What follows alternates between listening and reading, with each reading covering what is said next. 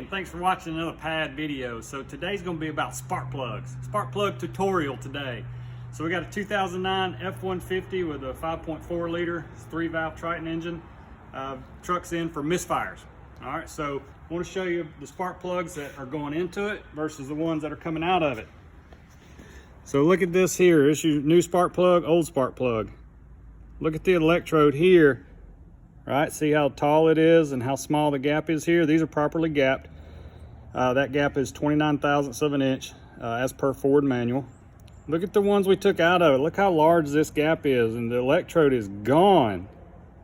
It's gone, see, compared to a new one, there's the old one. So these are the plugs we took out of the truck. These are the ones going back in it. So I show you this because what symptom this creates is a misfire, complete misfire.